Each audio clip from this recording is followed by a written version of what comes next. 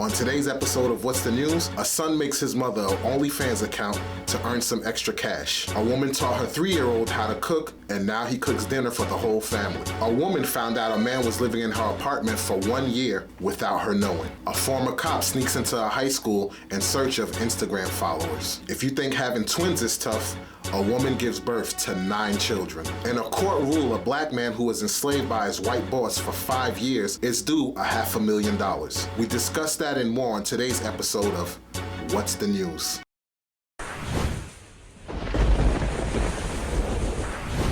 Hey guys, I'm Walls Pete, and welcome to another episode of What's the News, the show that covers news that you might have missed or the media is not covering. So without further ado, let's get started. We start today's show with a 28-year-old former cop who figured out a way to get IG followers and become Instagram famous. Audrey Francis Sweeney wandered the halls of Miami-Dade High School, distributing flyers with her social media on them. Now, while at the school, she took out her phone and started recording herself handing out flyers. When confronted by a security guard, her response was, she's a new student. Now, once the security guard got hip to the game, the police was then contacted. Now, by the time the police arrived, she already fled the scene, but they later caught her at her home address. They charged her with felony trespassing, a misdemeanor interfering with the school, and resisting arrest without violence. Now, she once worked as a police officer in DeKalb, Georgia, until 2017, when she was arrested and accused of, get this, hacking into another police officer's social media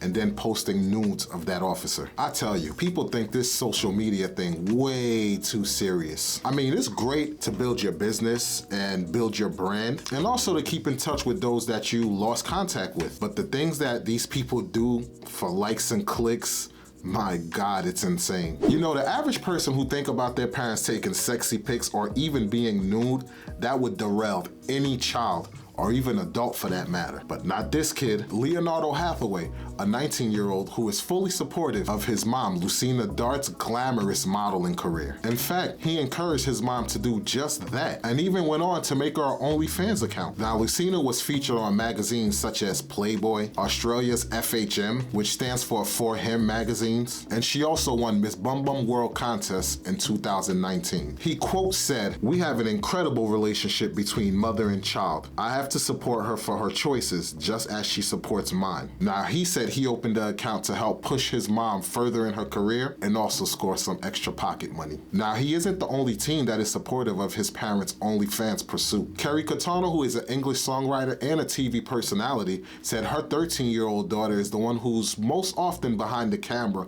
when she's taking her raunchy pictures to upload on her OnlyFans account. She said, "It's changed my life financially and made me feel empowered." I don't know about you guys, but I don't care how comfortable I am around my kids. Some things are absolutely a no-no for me. I mean, what's wrong with getting a camera stand, setting a timer? You even have a Bluetooth remote nowadays that you can press a button to set to record or to take a picture. But hey, whatever floats your boat. A woman took to TikTok to share how she managed to teach her son how to cook a meal for her entire family at just 3 years old. And viewers, including me, are stunned by how talented he is. TikTok user Laura says she started teaching him as soon as he was able to follow simple directions, like, can you pour in this bowl? And this was around 14 months. She then got him to tackle things like pouring, mixing, shucking corn, and even buttering pans. Eventually, it grew to simple recipes like smoothies and parfaits. She then teaches them the dangers of the stove and what heat is and, you know, things of that nature.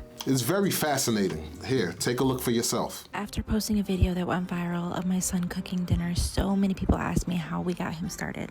I started as soon as he was able to follow simple commands such as, can you pour this in the bowl? Every child is different, but for him it was around 14 months. When they're that little, you need to set up the environment, have everything pre-portioned and easy containers that a little one can hold. We started with simple tasks like pouring, scooping, mixing, shucking corn, and buttering pans. Start with simple recipes that don't require heat, like making smoothies or parfaits. You can also use hand over hand until their coordination is a little better. Before he ever touched a stove, I made sure that he understood the danger that comes with it. We also did test runs with the stove off, and I made sure that he knew to touch the handle and not the pan. If he touched the pan, I corrected him. After that, we used really low heat. And of course, I'm always there. I keep a close eye to make sure that he's being safe. And to those of you who said that he shouldn't be doing this, that he should be playing with toys instead. Just know that this is something that he truly enjoys, and I never ever force him to do anything. And of course, use your best judgment on what your little one is and isn't ready. I applaud this woman, because in reality, when I was a kid, this was the norm. Parents taught their kids how to cook all the time and do house chores. Not everyone was impressed though. Some people said things like, hey, why can't a kid be a kid? They shouldn't have to worry about cooking for everybody. So here's my question to you guys. At what age do you feel a kid should be taught how to cook, clean, and do house chores? I'd love to hear your take about it in the comments section. A Nigerian woman discovered that a man was living in her apartment and she didn't know about it. Well, apparently the unknown man had a spare key and would come in and out of the apartment as he pleases. And he must have known this woman's schedule, because he ensured that his timing would make sure he would not run into this woman. Now, when they finally crossed paths, the woman took to Twitter and narrated the whole situation. She said when they crossed paths, the man took offense and told her not to label him a thief because he never took her money or stole anything out of the apartment. She quoted, he specifically said, "I didn't steal your money and I'll beat you if you call me a thief again." Crazy, I tell you. You can't make this stuff up, people. She tweeted, "Imagine coming back to my apartment and someone was inside. I caught him leaving my flat and he blatantly denied ever being there. After much persuasion and threats to arrest him, he finally confesses." And the woman thought she was losing her mind because she was wondering how her supplies were being used up so quick. The man was even so comfortable that he was sleeping in her bed. I'm sorry, if this was me, I would have called the cops ASAP and would definitely have changed the locks on the doors. I mean, how would you guys would have reacted? Me, I personally feel if you move into a new apartment or a house, definitely change the locks, because you never know who might have a spare key or something. You could never be too sure these days. Giving birth is a special feature that women can do in itself. Now, the toll that it takes on the woman, 9 months, you got body aches, the swelling, certain smells make you want to throw up, the weight gain, the crazy cravings. Some people even throw up in the mornings. The list just goes on and on. Then you have the toll of your body actually going into labor and delivering the child. But once the bundle of joy comes, just about every woman could say it was well worth it. Now imagine a woman doing this 9 times in a row in one setting. Well, you don't have to imagine this no more, because Helma Cease just gave birth to 9 babies via C-section. Now apparently she was expecting 7 kids, but the ultrasound missed 2 of them. And get this, she's only 25 years old. Now they were all born at 30 weeks and they all varied weight from 1.1 pound to 2.2 pounds. And she had 5 girls, 4 boys. Now she did suffer severe hemorrhage related to the expansion of her uterus. And so far, she's recovering well and the babies are doing well too. And since they have undeveloped immune system and are at high risk, they're definitely being handled with care. Now the Guinness World Record for the number of live births is currently set at 8, which was set by Nadia Schulman of California in 2009. Now they said they're yet to verify this because the woman's well-being and the baby's well-being is the most important right now. But as of currently, they're looking into it to see if this is a new world record. So there's just been an update, guys. A woman from South Africa by the name of Goziem Thamara Sithole just gave birth to 10 babies. At the age of 37, she had 7 boys and 3 girls. And she will most likely be the one to break the world record for most children at a single birth to survive. Last news of the day, a black man was effectively enslaved by his white manager, was forced to work for 5 years without pay. Now, one thing to note, the victim do have a learning disability, which makes matters even worse. Bobby Paul Edwards made John Christopher Smith work over 100 hours 7 days a week at the JJ Cafeteria in Conway, South Carolina between 2009 and 2014. Now, Edwards was sent into prison in 2019 for 10 years after being investigated by the FBI and was ordered to pay Mr. Smith $273,000 in restitution. But on April 21st of this year, the Court of Appeal ruled that Mr. Smith should receive double the amount of that. The judge said, and I quote, "Minimum wage and overtime compensation must be paid on a current basis as work is done, such that an employee receives the prescribed compensation without delay. When an employer fails to pay those amounts,